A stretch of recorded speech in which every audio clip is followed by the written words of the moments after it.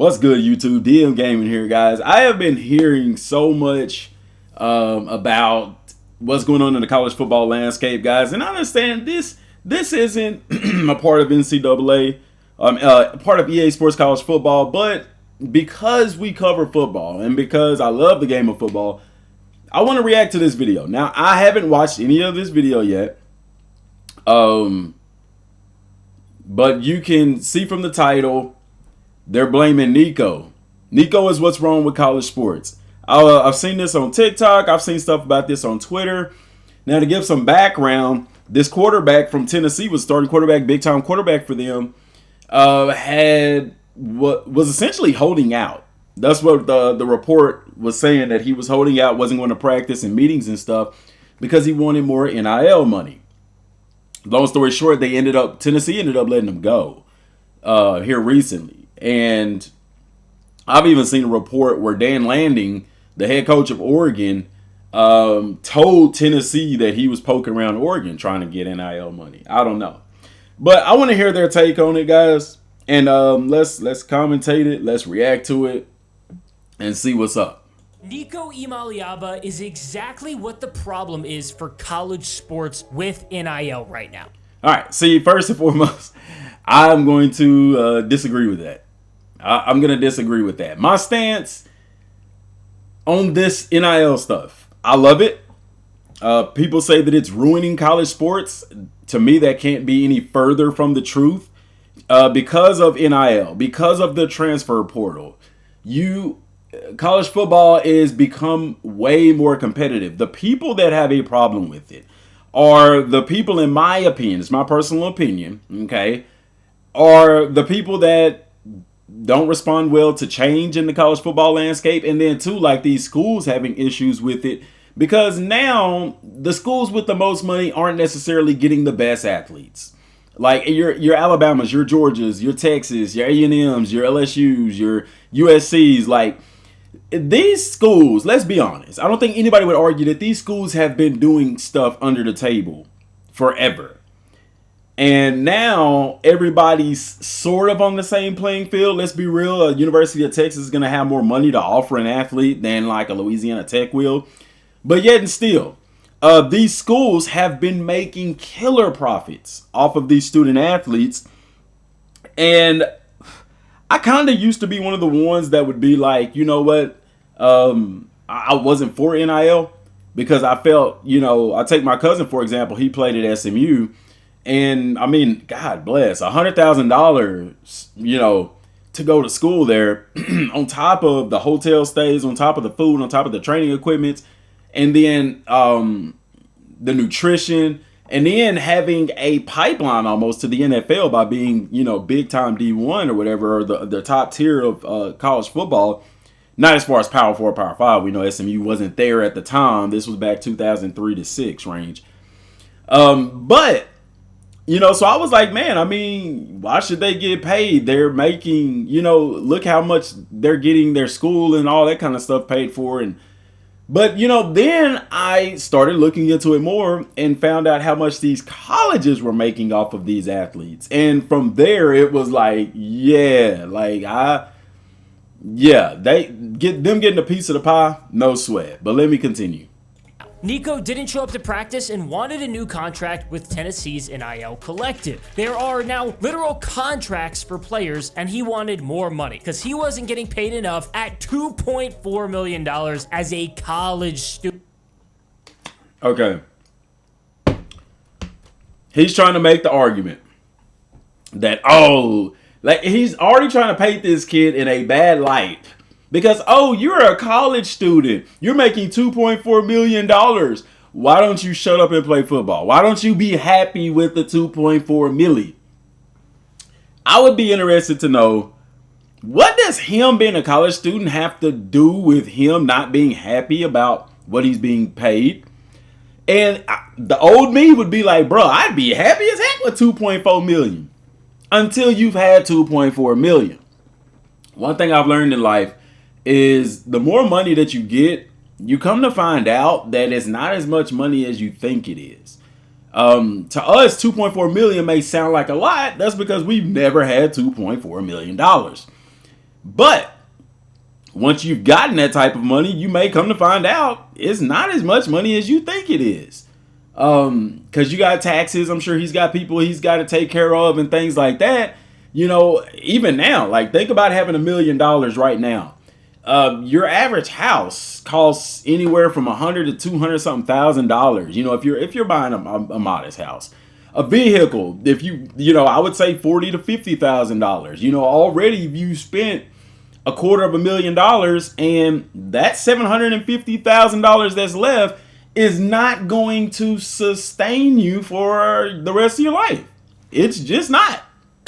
And with the uncertainty in college sports, as far as injuries, as far as you getting drafted and things like that, understand that it's not a guarantee that this young man is going to make it to the NFL. And even if he does, it's not guaranteed that he's going to be able to sustain a career in the NFL. And that's not a knock against his talent, because I believe you have some talented players that get drafted. They just end up in crappy situations. Thus, you see like the Eli Mannings refusing to go to a certain team. And then now Dion not wanting his sons to go to certain teams. Guys, there are bad NFL teams out there who have no business drafting a super talented kid in the first round when they don't have the offensive line or the personnel in place to give them success at the next level.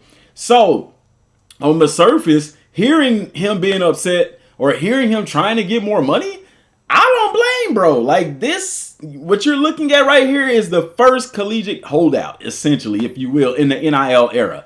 And guys, it's not going to go away. I mean, it's not going to go away, but people are upset. Why are you upset? Because this young man wants to get his worth, what he feel like he is worth. I don't see no issue with that.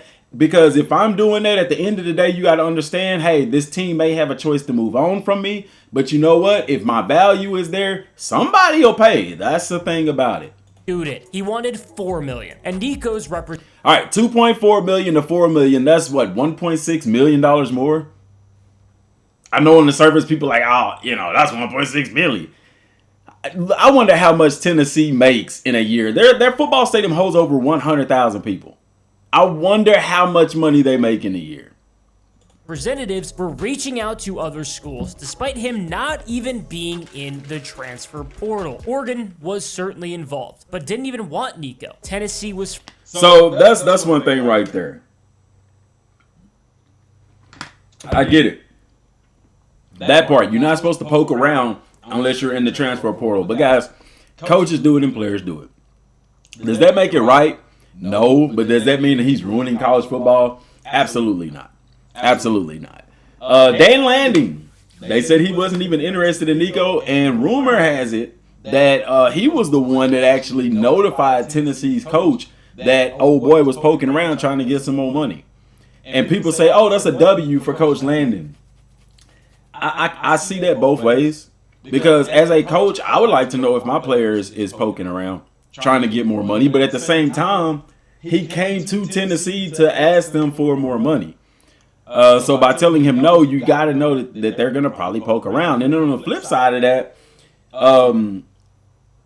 Oregon's coach telling on him, I mean, to me, it's kind of one of those deals that ain't really my business. You know what I'm saying? That's their business. You know, what is it going to benefit you to tell? If anything, your players seeing you be a snitch are probably not gonna trust you as much. You know what I'm saying? I don't know. I'm not saying that I'm not taking a side on that.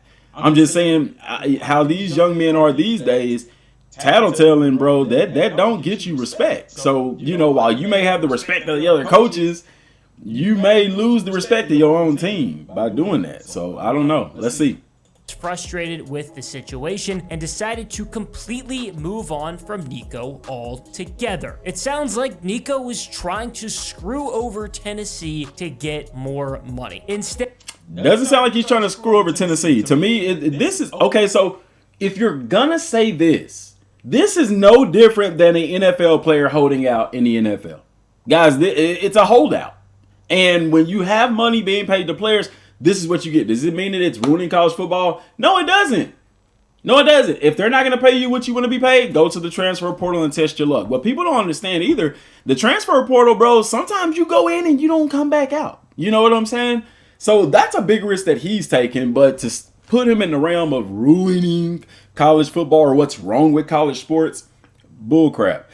Only thing I would say is put in, okay, if you sign a contract to get this NIL money, the NCAA can easily just implement a rule that where, hey, if I sign to be here for 3 years and I get paid this amount of money, unless I enter the transfer portal, I gotta stay within that contract.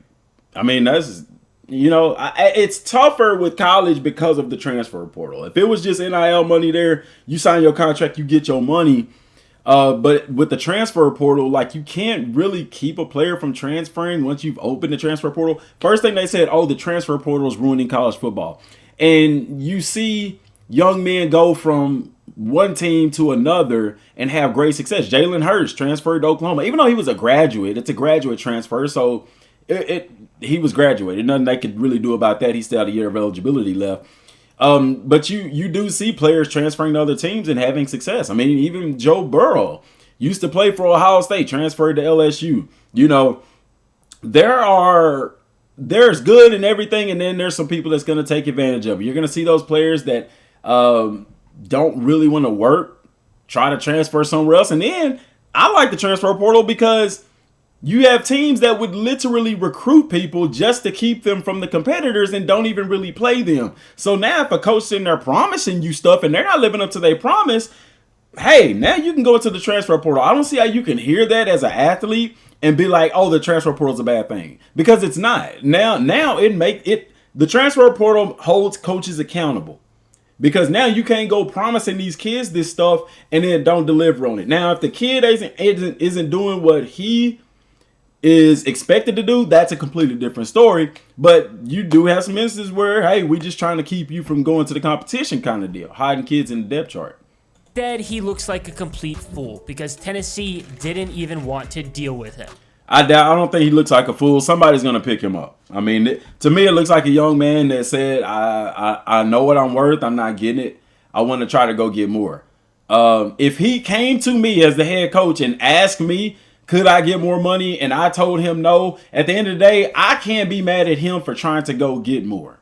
Does that make sense? Oh, you'll keep your $2.4 million and like it. Tennessee is going to be a different. They're pushing on, but bro, if he wasn't such a good quarterback, we wouldn't be talking about this. If he was a third stringer, we wouldn't be talking about this. There just aren't enough rules surrounding NIL, and college sports have completely changed for the worse. I disagree. College football has been more exciting since NIL and transfer portal. Yes, money is involved. It should have been involved. There's nothing wrong with the kids making money. Heck, I wish when I was playing college football, I could have made some money, because I remember, having to wait on a refund check from the school that wasn't enough. It wasn't like it would sustain you for the whole school year anyway, but just getting some money back. Being able to buy groceries and stuff like that. And I know people say, oh, well, you eat 3 times a day, in the cafeteria and stuff. And it's a little bit different now. These players are fed very, very well. I know me, I played at Southern Arkansas, it was Division II. And I mean, we didn't have all of that fancy stuff. I mean, you got to eat in the cafeteria and stuff, but that was about it. You know what I'm saying? And even now, the amount of calories that these guys consume, it's not like they can just wake up at 10 o'clock at night and go eat in the cafeteria. I don't think it works that way. So let's continue. It's led to losing great coaches that don't want to deal with the mess of name, image, and likeness, like Nick Saban. Nick Saban.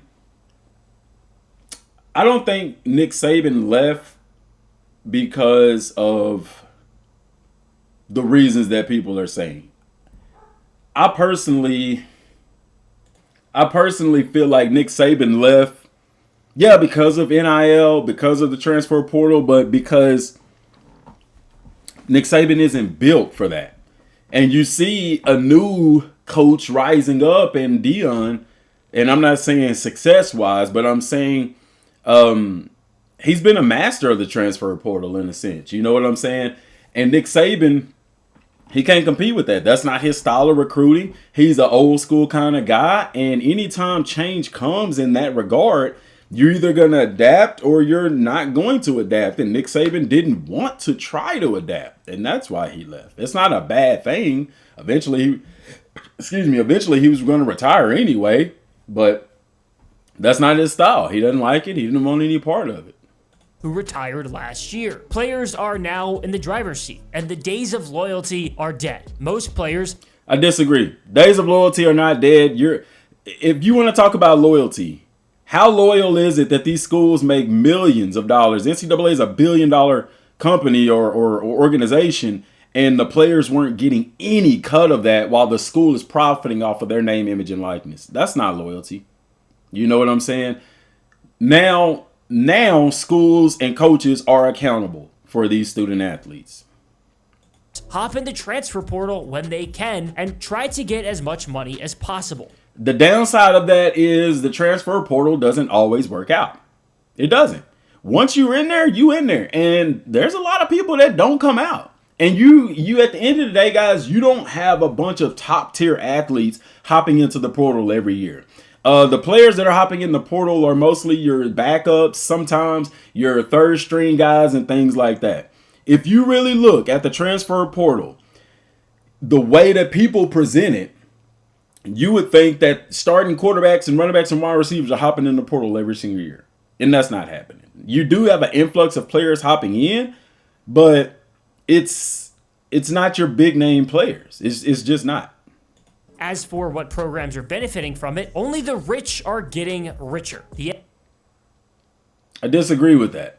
SEC has a lot of money, and that's... SEC got a lot of money because they got some of the biggest programs in the SEC. Even more so this year adding Texas, because we all know Texas is loaded. They got that oil money down there. Been evident, and it's causing a rippling effect where the bottom schools are going to be completely forgotten about. I disagree with that. The bottom schools have been the bottom schools since forever. Before NIL, before the transfer portal. I mean, your big time programs are still going to draw big time players. These smaller programs, if they start winning, Colorado, let's say Colorado starts winning, going to the playoffs consistently, possibly making a national championship appearance here or there, you're going to start drawing more big name players. I mean, they've already gotten 5-star athletes.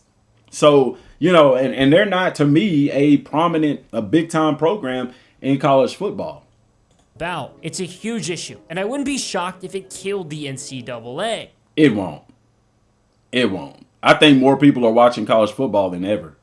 The state of college sports are a complete mess, and Nico is the perfect example of that. Nico? I disagree. You trying to say that because this kid is holding out for more money that he's the problem.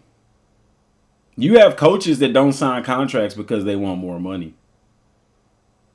You got fans that don't go to games because maybe ticket prices are too high. Like, when it comes to money, people are going to want their money. I mean, if he's a talented kid, heck, what's wrong with him asking for more money?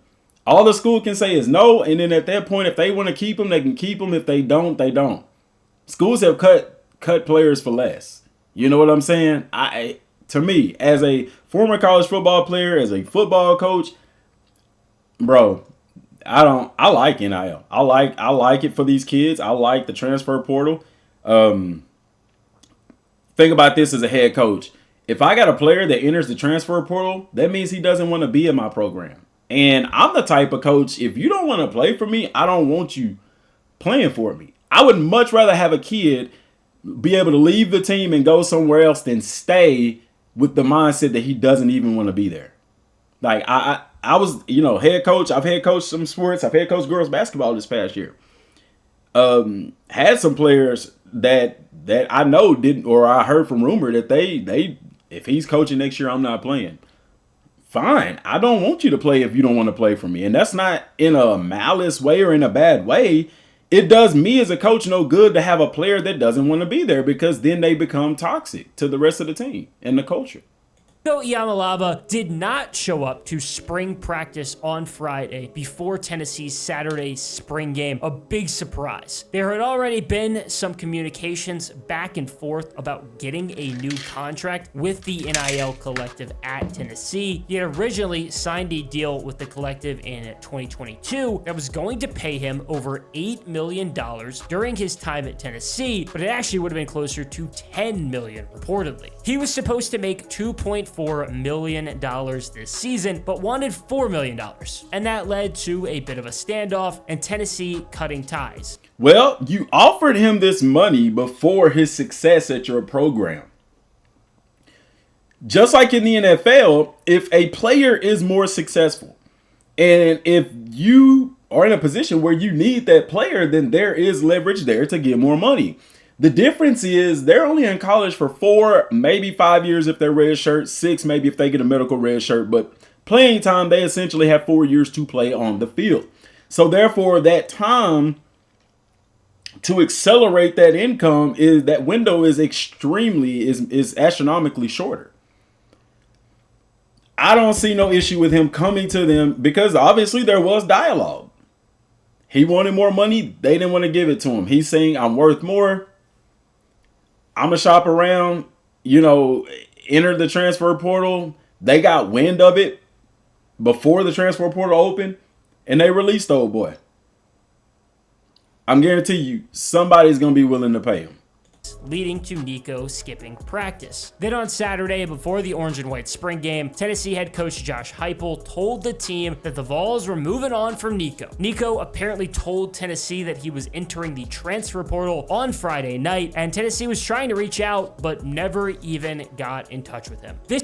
Okay, so he tried talking to y'all. Y'all didn't want to increase his money, and then as soon as he hit the transfer portal, now y'all want to reach out. How is that that lets me know that I'm going to tell you what, man. One thing I've learned in my lifetime is these people can do what they want to do. They can pay him.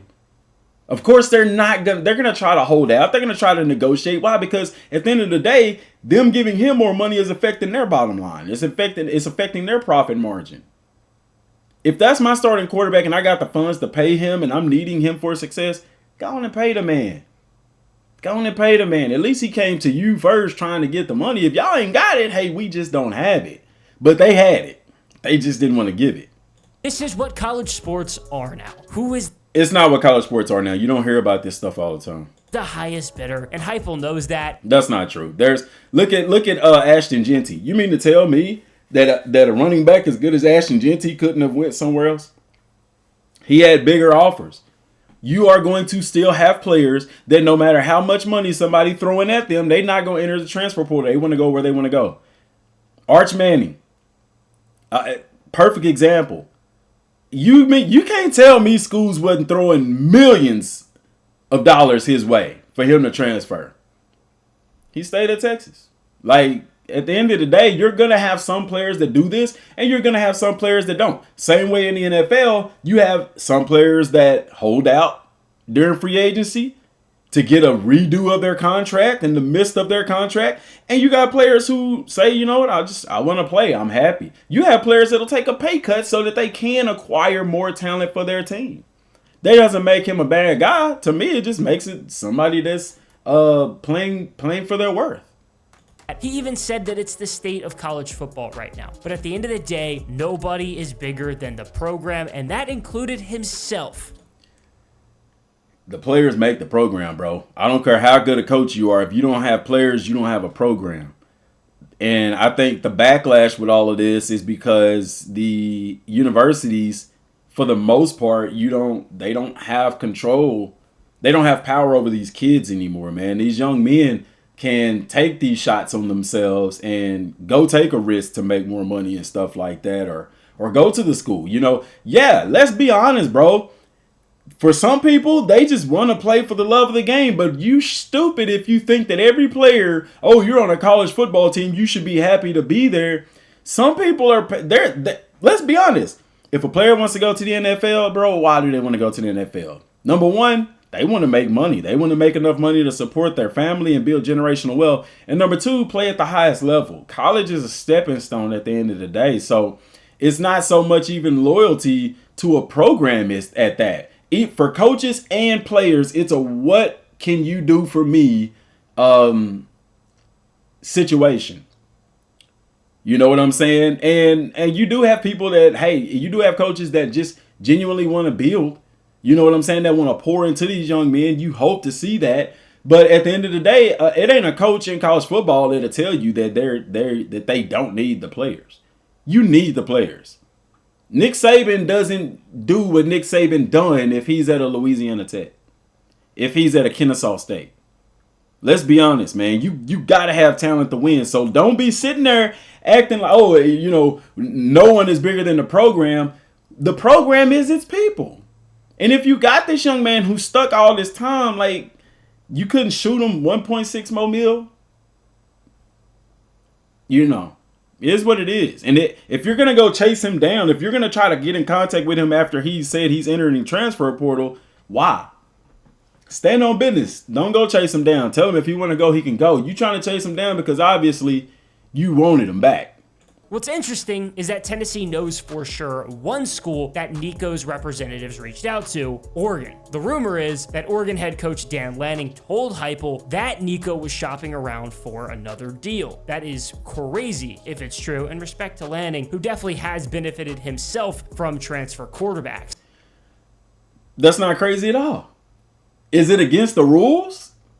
If it's against the rules, then hey, it's against the rules. But if it's not against the rules for his agents to kind of look around for better deals, if it's not against the rules, then what are we talking about?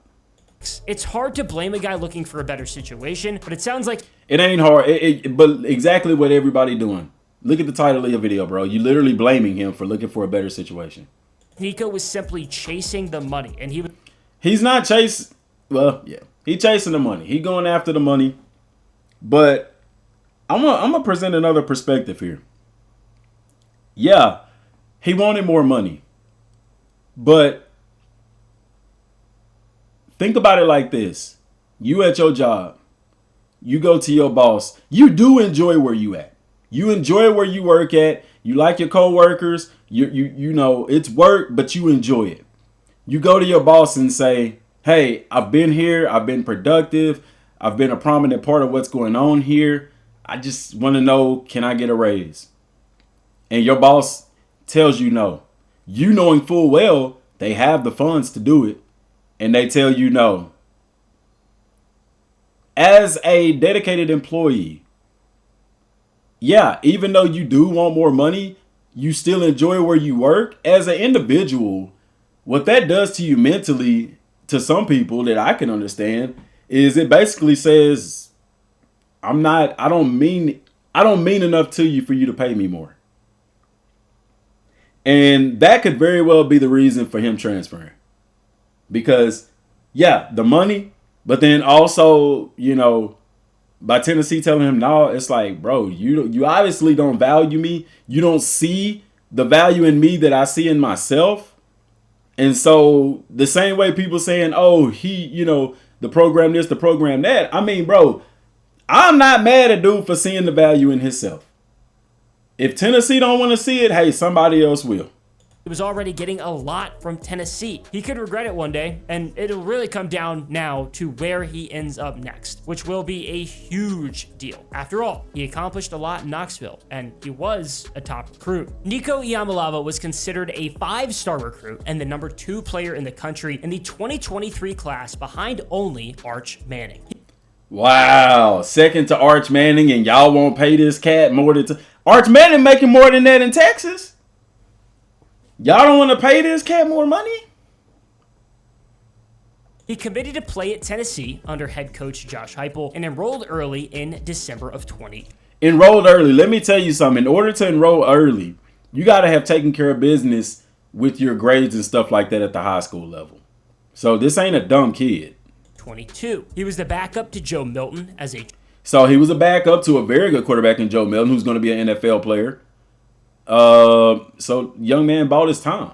true freshman, and started in the Citrus Bowl against Iowa. He threw for 151 yards, a touchdown, and rushed for 3 touchdowns as the Vols blasted Iowa 35-0. It was his lone start, but he did throw for a touchdown against UConn in relief of Milton during a blowout. Then last season, Nico was named the starter and played every game. Played every game. Vols started the season with a cupcake against FCS Chattanooga and quickly had a ranked test against number 20. Hello, somebody. 24 NC State in Charlotte. It wasn't particularly close. The Vols were the clear better team, and Nico passed for 211 yards and 2 touchdowns and rushed for 1 as they beat the Wolfpack 51-10. On the road, Tennessee by the way. blew by Kent State and then had to travel to Norman to face number 15 Oklahoma, a very familiar spot for Heupel, who led the Sooners to a national championship as the quarterback in 2000 and got fired in 2014 as the offensive coordinator. He got some revenge as Nico passed for 194 yards and a touchdown to beat Oklahoma 25-15. The next week was the first loss of the season for Tennessee, coming at the hands of Arkansas, but got back to it with a win against Florida the next Saturday in overtime. Definitely the biggest win of the season for the Vols was at Neyland Stadium against number 7 Alabama. And part of one even ended up in the Tennessee River. After losing to Alabama in Tuscaloosa in 2023, Tennessee did it again at home with Nico at quarterback. He threw for 194 yards, a touchdown, and an interception as Tennessee beat Alabama 24-17. The Vols then defeated Kentucky and Mississippi State before a tough test against number 12 Georgia. Nico didn't score a touchdown, and Tennessee lost to the Bulldogs 31-17. Tennessee closed out the regular season with wins against UTEP and Vanderbilt to sit at 10-2 and 6-2 in the SEC. The Vols did make the college football playoff for the first time ever as it expanded and were the 9 seed. That means So your freshman quarterback balled out. He did his deal. He did his deal. Won you some prominent games, lost a tough one against Georgia, which I don't think anybody could blame them for that. And then you turn around and make the playoffs.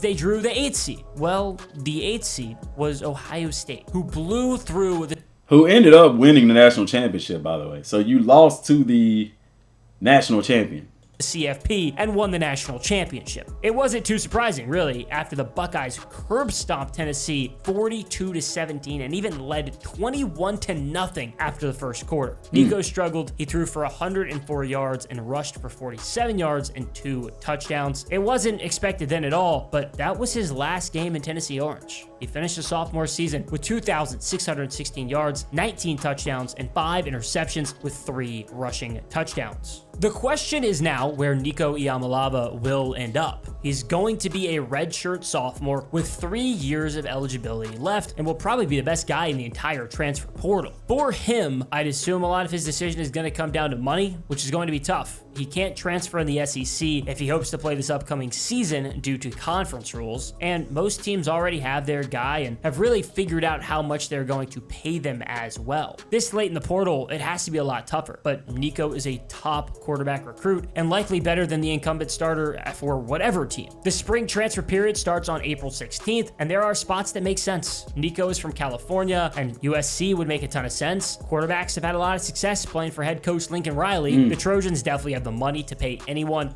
And that might be where he end up. You know, I don't think he cares about going to another SEC school aside from possibly playing against Tennessee and showing them, hey, you should have kept me. But with his success and him being as young as he is and talented as he is, dog, I'm telling you, somebody's going to pick him up. And at this point, I don't even know if it'll be about the money because he's a smart kid. I mean, he knows the situation that he's in, that he's not necessarily in the driver's seats when it comes to leveraging finance. Like I said, I really believe that it was more to it than money with Tennessee. I mean, you asked him for more. Who wouldn't ask for more money? Am I asked for more money? You tell me no. You know, that they're making this about money. But like I said, I think it's more to it because he didn't start shopping around until Tennessee told him that he wasn't going to get more money. So at that point, to me, it turns more into, yeah, he wanted more money, but also when they told him no, it's like kind of a slap in his face because he was successful with them, led them to a college football playoff berth as well. And then you turn around and tell him basically, no, you're not good enough to get more money. He wasn't asking for 3, 5, 10 mil more. Like, I don't know. That's just my take on it. That's my opinion. I don't want nobody getting mad at me about that, but I don't know, dude. And have consistently recruited at an elite level. Iamaleava started late last season and is the expected starter, but USC now has 5-star recruit Husan Longstreet in the fold. He was the number 4 quarterback in the 2025 class. It's not as attractive, but UCLA would make a lot of sense too. Deshaun Foster is entering year 2 as the head coach. The Bruins need to reload with talent. Getting Nico would definitely prove they have the cash and would be a very big splash. Ethan Garbers ran out of eligibility, and Appalachian State transfer Joey Aguilar is expected to start, but maybe not if Nico goes to UCLA. If the want is really money and the chance to win that can come with it, Notre Dame could technically be the best option. The Fighting Irish have a 3-way competition for the starting quarterback job, and Nico would likely clear the pack. There's no shortage of talent or money at Notre Dame, especially as it comes off of a national championship appearance. It could make some sense. As for Tennessee, redshirt freshman Jake Merklinger is the front runner to start at quarterback if the Vols don't bring in a transfer. He was a 4-star recruit and the number 13 quarterback in the 2024 class. George McIntyre is a true freshman who was a 4-star recruit and number 17 quarterback in the 2025 class. And if both of those are busts, it's okay. Faison Brandon is a 5-star recruit, the number 1 player in the 2026 class. He's a quarterback and of course is committed to Tennessee. It does hurt to lose a player. Oh, it hurts astronomically. And here's the deal with Tennessee. If you don't do better without this kid than you did with him, people are going to be looking at Tennessee and saying you should have just paid the kid. Because I'm telling you what's going to happen. I don't look at this as an L for this young man.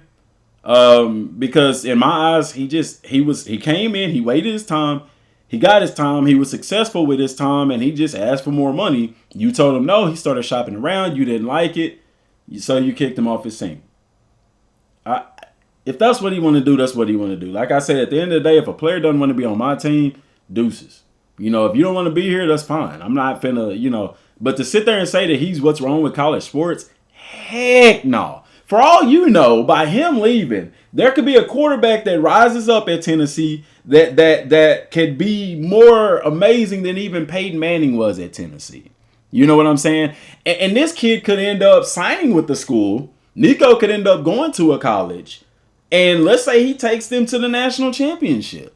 Are people going to look and say, you're what's wrong with college football? Or are they going to be like, it balances the playing field, man. A team that probably wouldn't have a chance, a team that recruits a 5-star quarterback, number 2 in the nation at the time, ends up transferring to a team that probably wasn't even in the discussion as far as recruiting a kid out of high school, gets a chance, has success at that program, takes them further, breaks some records on the way and stuff like that. Like, bro, you know what I'm saying? Think if Joe Burrow couldn't have transferred. You think he would have done the same thing at Ohio State? I don't know. It just makes you wonder. It makes you wonder. But to sit here and say Nico is what's wrong with college sports is a gross miscalculation, a gross judgment and error. There's way more going on to it than what people realize. And this kid is not. There's nothing. Only thing I would say that you could do better with college football is perhaps have some more structure with the NIL things. But if a player doesn't like what he's being paid, because I guarantee you, everybody's talking about, he chasing money, this and that. You don't know what Tennessee told him to get him there. They could have told him that he could have reevaluated that they'll reevaluate it or whatever. You don't know. And at the end of the day, these coaches know if a player is coming. He's the number 2 recruit. If it's all about the money, I guarantee you there were schools that wanted him that were willing to pay him more than what Tennessee did. I guarantee you. All right, so I want to look at this, okay? Because I want to see what schools were looking at him. He 1 overall, number 2 quarterback, Nash. As a transfer, he is the top dog. He's top. People are going to pay for him as a prospect, second in the nation, number 2 quarterback in the nation, number 1 in California. Look at his recruiting profile.